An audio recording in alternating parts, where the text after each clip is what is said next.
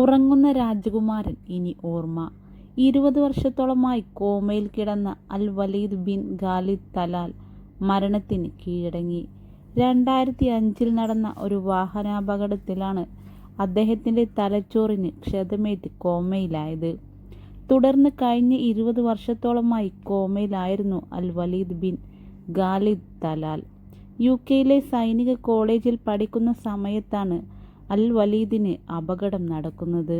2005 military കോളേജിൽ പഠിക്കുമ്പോഴായിരുന്നു റോഡപകടത്തിൽ ഖാലിദിന് തലച്ചോറിൽ രക്തസ്രാവമുണ്ടാകുന്നതും കോമയിലാകുന്നതും.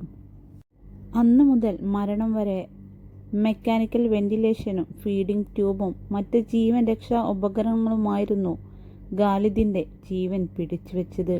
2019 വിരലുകൾ ചെറുതായി അനക്കാൻ കഴിഞ്ഞതും തല ചെറുതായി അനക്കിയതും വലിയ പ്രതീക്ഷയ്ക്ക് കാരണമായിരുന്നു. എന്നാൽ പിന്നീട് ഒരു ചലനവും അദ്ദേഹത്തിന്റെ ഭാഗത്ത് നിന്നുണ്ടായിട്ടില്ല.